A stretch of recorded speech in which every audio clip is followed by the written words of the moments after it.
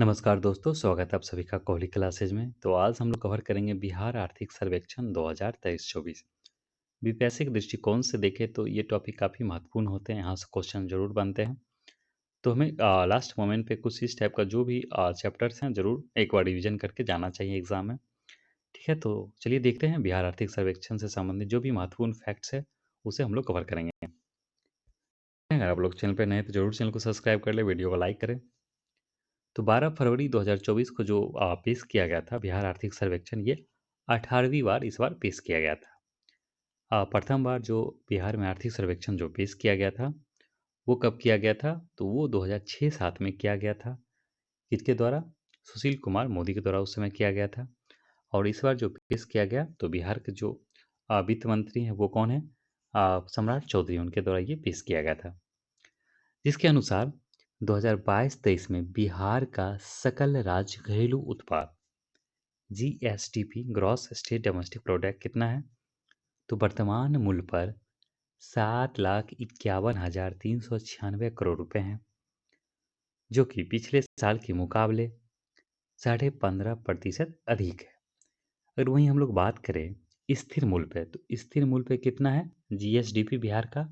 तो 4,42,772 करोड़ रुपए हैं, जिसमें वृद्धि है पिछले साल के मुकाबले 10.6%। चलिए आगे बढ़ते हैं। 2022-23 में बिहार का निवल राज्य घरेलू उत्पाद, तो बिहार का NSDP net state domestic product कितना है? तो वर्तमान मूल्य पर है 6,81,761 रुपये करोड़ रुपए। और वहीं अगर हम लोग देखें स्थिर मूल्य पे तो 3,94,114 करोड़ रुपए है। ठीक है। एनडीपी क्या होता है? जीडीपी में अगर हम लोग माइनस कर देते हैं डिप्रिसिएशन तो हमें एनडीपी प्राप्त होता है। अब देख लेते हैं बिहार का प्रति व्यक्ति आय पर कैपिटा इनकम 2022-23 में कितना है? तो मौद्रिक प्रति व्यक्ति आय, तो नॉमिनल जो है आपका वो कितना है? 59,663 रुपया। अर्थात प्रत्येक आदमी के पास मौद्रिक प्रति व्यक्ति आय है 59,637 रुपया है, जिसमें वृद्धि देखने को मिला है 13.9%, लगभग 14% का। जबकि वास्तविक प्रति व्यक्ति जो आय है वो कितना है? 35,119 रुपया है, जिसमें हमें वृद्धि 9.07% देखने को मिला है। सारा पॉइंट को आपको एक एक पॉइंट को याद रखिएगा, इसमें सारा फैक्ट को याद रखिएगा, एक एक पॉइंट यहाँ से क्वेश्चन बनते हैं। चलिए आगे देखते हैं। और वहीं हम लोग बात करें सर्वाधिक प्रति व्यक्ति आय वाला जिला, तो सर्वाधिक प्रति व्यक्ति आय वाला जिला जो है वो पटना है, जहाँ पे 1,14,541 पर कैपिटा इनकम है पटना में के प्रत्येक लोगों का। ठीक है। लेकिन न्यूनतम अगर बात कर लिया जाए तो न्यूनतम प्रति व्यक्ति आय वाला जो जिला है बिहार का वो शिवहर है, मात्र 18,980 रुपया है। ठीक है। चलिए आगे बढ़ते हैं। और वहीं हम लोग देखें बिहार के 3 सबसे अमीर जिला, तो बिहार के 3 सबसे जो अमीर जिला होगा वो पटना, उससे थोड़ा सा कम अमीर बेगूसराय, उससे थोड़ा कम अमीर मुंगेर हो गया। ठीक है। जबकि 3 सबसे अगर गरीब जिला का बात किया जाए तो शिवहर सबसे कम हो गया, उसके बाद अररिया और लास्ट हो गया आपका यहाँ पे सीतामढ़ी। तो सबसे अमीर तो हो गया आपका पटना और सबसे गरीब हो गया बिहार का कौन सा जिला? पर कैपिटा इनकम अगर बात किया जाए तो शिवहर हो गया। ठीक है, सारा चीज़ को याद रखिएगा। आगे बढ़ते हैं। नेक्स्ट देखते हैं 2022-23 में राज्य की अर्थव्यवस्था में विभिन्न क्षेत्रों का हिस्से।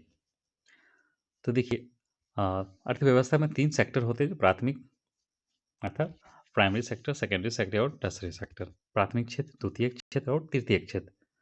तो किस क्षेत्र का कितना प्रतिशत योगदान रहा बिहार की अर्थव्यवस्था में? तो प्राथमिक क्षेत्र में जो योगदान रहा वो 20% रहा, और पिछले साल की मुकाबला 6.7% की इसमें वृद्धि देखने को मिला है। वहीं द्वितीय क्षेत्र की बात किया जाए तो ये भी 20%, और सबसे ज़्यादा किस में है? तो तृतीय क्षेत्र में 60% की वृद्धि ये वृद्धि नहीं, हिस्सेदारी है। जबकि वृद्धि कितना है, तो 13% की वृद्धि है। ठीक है, ये पॉइंट याद रखिएगा। और देखिए प्राथमिक क्षेत्र में अगर बात किया जाए तो वो प्राथमिक क्षेत्र के अंतर्गत किसमें कितना प्रतिशत की वृद्धि देखने को मिला है, हिस्सा कितना रहा। तो देखिए फसल क्षेत्र का जो हिस्सा रहा है वो 9.9% रहा। लगभग फसल क्षेत्र में 10% का हिस्सा रहा आपका। इसके अनुसार 20% में जो रहा, अर्थात टोटल जो 20% है प्राथमिक क्षेत्र का हिस्सेदारी, उस हिस्सेदारी में जो 9.9% फसल क्षेत्र का रहा, पशुधन का रहा 6.6%, मत्स्य एवं जल कृषि का जो रहा वो 1.8%, तथा वानिकी एवं काष्ठ निर्माण का जो हिस्सा रहा 1.6% का योगदान रहा। ये किस में रहा, ये तो ये प्राथमिक क्षेत्र का रहा। और प्राथमिक क्षेत्र का जो हिस्सा है बिहार की अर्थव्यवस्था में कितना है, 20% का है। देख लीजिए, जो कि लास्ट साल पिछले साल के मुकाबले 6.7% की इसमें वृद्धि देखने को मिला है। चलिए आगे बढ़ते हैं। द्वितीय क्षेत्र में अगर हम लोग देखें तो इसमें विनिर्माण मैन्युफैक्चरिंग क्षेत्र में मैन्युफैक्चरिंग सेक्टर में 8.7% की वृद्धि देखने को मिला, हिस्सा इसमें मिला है। द्वितीय क्षेत्र का जो हिस्सेदारी कितना रहा, 20% रहा, और तृतीय क्षेत्र का 60% रहा। तो इस 20% में विनिर्माण का जो रहा योगदान वो 8.7%, और निर्माण क्षेत्र का रहा 9.4% की वृद्धि हुई है। ठीक है, तृतीय क्षेत्र में अगर हम लोग बात करें तो व्यापार एवं मरम्मत सेवाओं में 15.8% की वृद्धि, एवं संचार और सेवा में 10.7% की वृद्धि हुई है। चलिए आगे बढ़ते हैं। अब प्रत्येक सेक्टर में देख लेते हैं एक एक करके। उससे पहले थोड़ा सा देख लेते हैं राजकीय वित्तीय व्यवस्था, अर्थात कुल व्यय, राजस्व व्यय हो गया, पूंजीगत व्यय कितना हुआ, और कुल प्राप्ति, राजस्व प्राप्ति और पूंजीगत प्राप्ति को देख लेते हैं। तो देखिए 2022-23 में कुल व्यय, तो कुल जो खर्च हुए हैं 2.32 लाख करोड़ हुए हैं, और इसमें वृद्धि कितना देखने को मिला है, तो लगभग 20% इसमें वृद्धि देखने को मिला है पिछले साल के मुकाबला। और इस 2.32 लाख करोड़ में जो राजस्व व्यय है वो कितना है, तो 1.84 लाख करोड़ है। अर्थात कुल कितना है, तो 79.3%, और इसमें कितना वृद्धि है, तो 15.5%। वहीं अगर हम लोग देखें पूंजीगत व्यय, तो पूंजीगत जो व्यय है, पूंजीगत जो खर्च है वो कितना है, 0.48 लाख करोड़ है, जो कि कुल का कितना है, टोटल का 20.7% है। और इसमें जो वृद्धि देखने को मिला है कितना, 41.4% देखने को मिला है। चलिए आगे देखते हैं। और सर्वाधिक जो राजस्व खर्च हुआ वो किस क्षेत्र में हुआ है, तो सर्वाधिक राजस्व जो खर्च हुआ है वो सामाजिक सेवाओं में हुआ, और कितना हुआ है, 48% हुआ। तो सामाजिक सेवाओं में जो खर्च हुआ है वो 48% हुआ था। और राजस्व का जो सबसे बड़ा जो हिस्सा जो खर्च हुआ वो सामाजिक क्षेत्र में हुआ बिहार में। और इसमें वृद्धि कितना देखने को मिला है, 16.1%। जबकि दूसरा जो सर्वाधिक राजस्व खर्च हुआ है वो आर्थिक सेवाओं में हुआ, और कितना हुआ, 39,598 करोड़। चलिए आगे बढ़ते हैं। ये तो आपका हो गया राजस्व, अर्थात कुल व्यय हो गया। अगर वहीं हम लोग प्राप्ति देखते हैं, जो भारत का है, बिहार सरकार को जो प्राप्त हुआ है, कितना प्राप्त हुआ है 2022-23 में, तो कुल प्राप्ति जो हुआ है 2.21 लाख करोड़ हुआ है।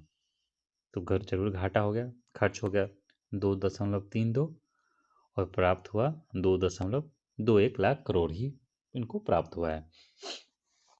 तो राजस्व घाटा हो जाएगा।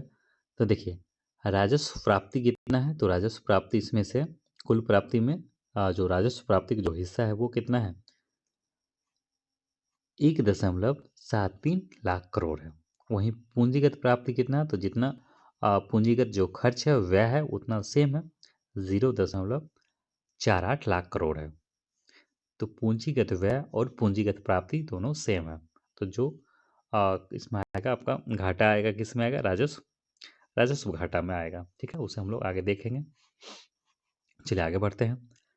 और सर्वाधिक जो राजस्व प्राप्ति हमें हुआ है वो कहाँ से हुआ, तो सर्वाधिक जो राजस्व प्राप्तियां हुआ है वो टैक्स, कर से प्राप्त हुआ। कितना, 80.8%, लगभग 81% टैक्स से मिला है।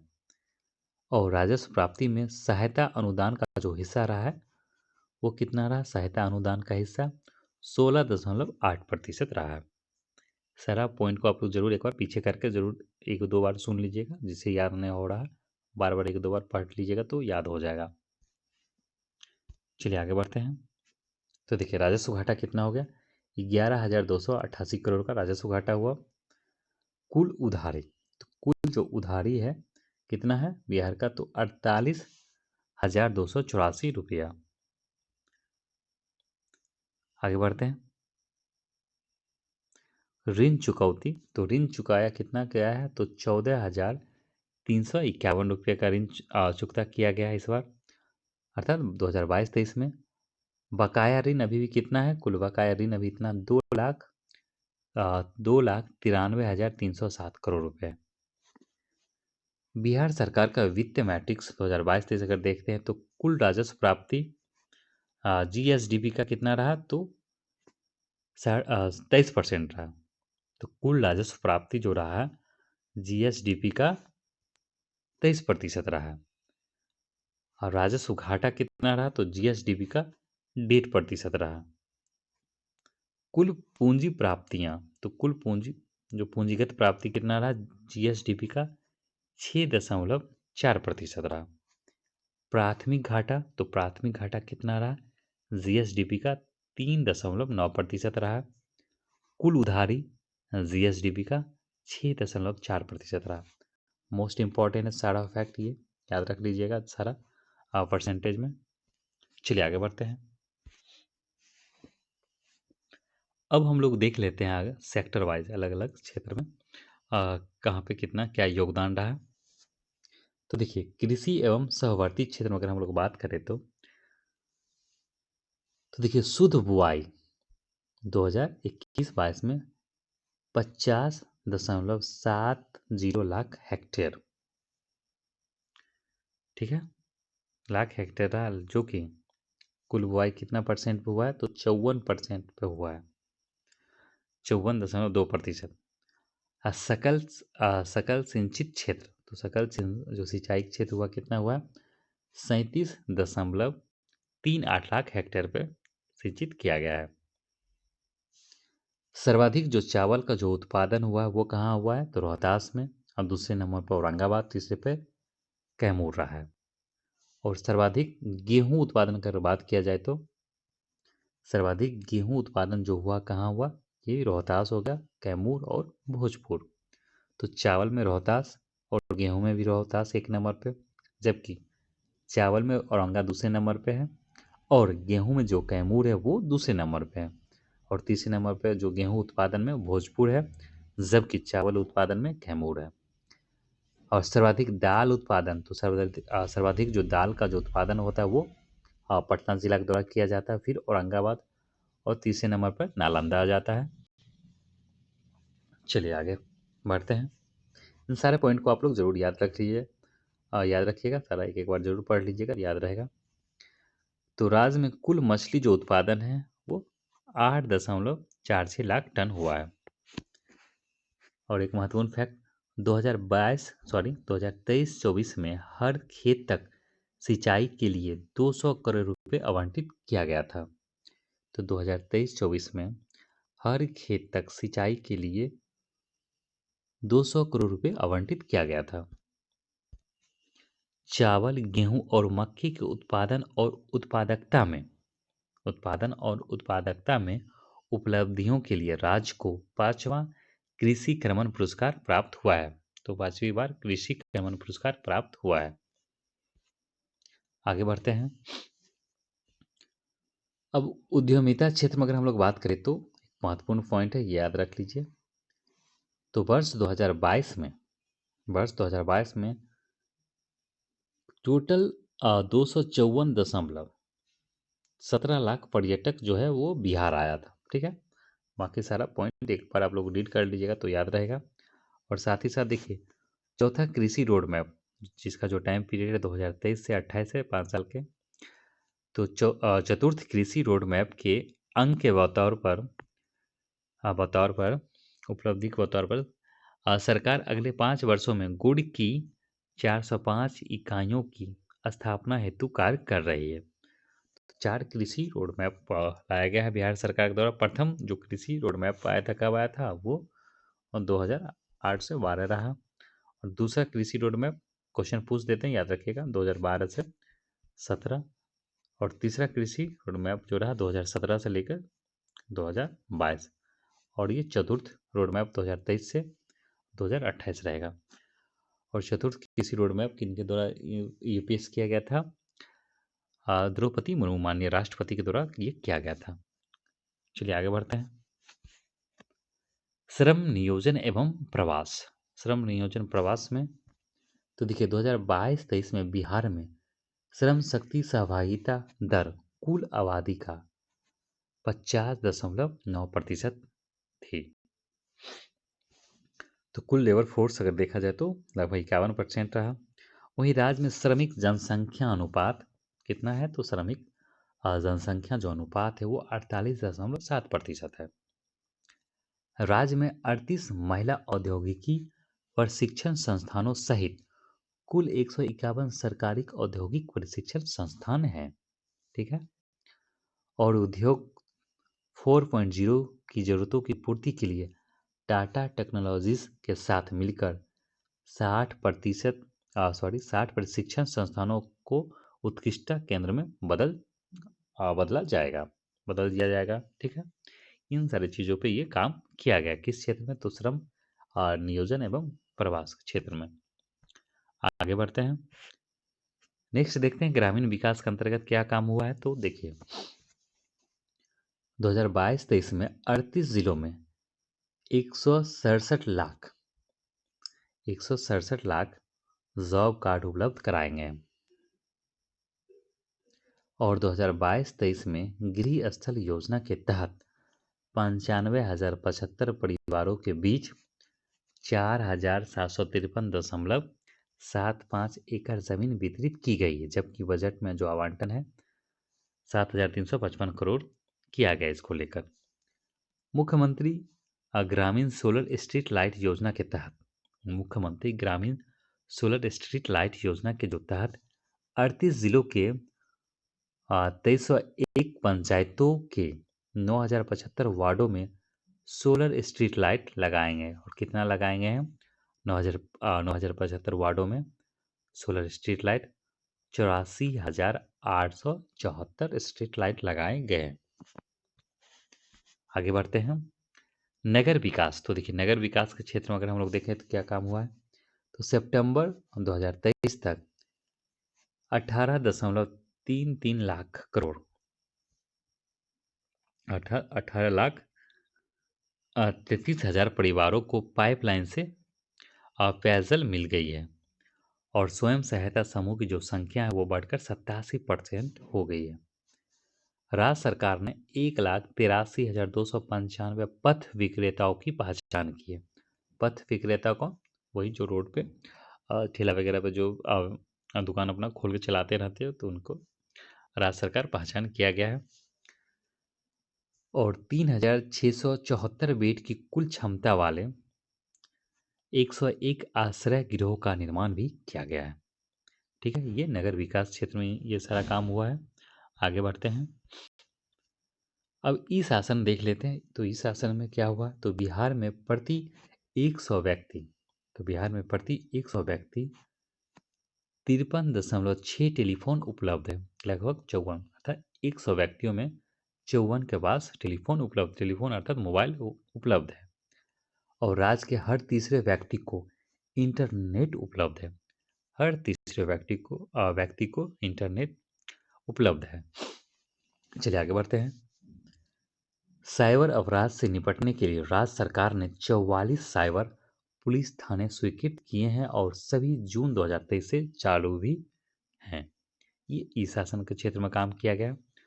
वहीं अगर हम लोग बात करें ऊर्जा क्षेत्र में, जो बिहार में तो देखिए, राज्य में ऊर्जा की प्रति व्यक्ति खपत, तो राज्य में ऊर्जा की प्रति व्यक्ति खपत 2021-22 में, याद रखिएगा 2021-22 में 329 यूनिट है। डायरेक्ट क्वेश्चन पूछ दिया जाएगा कि बिहार में प्रति व्यक्ति ऊर्जा खपत कितना है 2021-22 में, तो 329 यूनिट है। और 2021-22 में 31% जो है वो बिजली कहाँ से प्राप्त होते हैं, वो नवीकरणीय स्रोत से प्राप्त होते हैं। जबकि 69% जो है वो हमें जो प्राप्त होता है वो कहाँ से, ताप विद्युत से प्राप्त होते हैं। ठीक है, थर्मल से प्राप्त होते हैं। चलिए आगे बढ़ते हैं। 2025-26 तक नवीकरणीय स्रोतों से 35% बिजली पाने का लक्ष्य भी रखा गया है। तो 2025-26 तक नवीकरणीय नवीकरणीय स्रोतों से हमें 35% बिजली प्राप्त करना, ये लक्ष्य भी रखा गया है। भौतिक अधिसंरचना के अंतर्गत अगर हम लोग देखें तो महत्वपूर्ण पॉइंट याद रखिए, सड़क घनत्व के मामले में बिहार का जो स्थान है वो तीसरा है।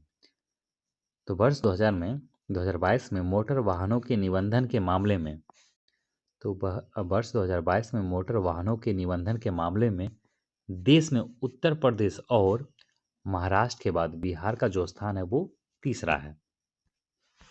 आगे बढ़ते हैं। बैंकिंग और सहवर्ती क्षेत्र से संबंधित देख लेते हैं फैक्ट को। राज्य में इंटरनेट बैंकिंग का उपयोग करने वाले लोगों की जो संख्या वो तेजी से बढ़ रही है और 31 मार्च 2023 तक बढ़कर कितना हो गया, लगभग 119 लाख लोग हो गया है। तो इंटरनेट बैंकिंग उपयोग करने वाली की जो संख्या है वो बिहार में कितना हो गया, 100 लगभग 119 लाख हो गई है। और राज्य में बैंकों द्वारा कुल बकाया ऋण की प्रतिशत में, अर्थात एनपीए का जो आकार है वो हाल के वर्षों में लगातार घटा है। तो एक अच्छी खबर है, एनपीए बैंक में जो होता है नॉन परफॉर्मिंग एसेट्स, वो उसमें काफ़ी कमी आया है लगातार, अर्थात लोग लोन को चुका रहे हैं, इससे ये पता चल रहा है। चलिए आगे बढ़ते हैं।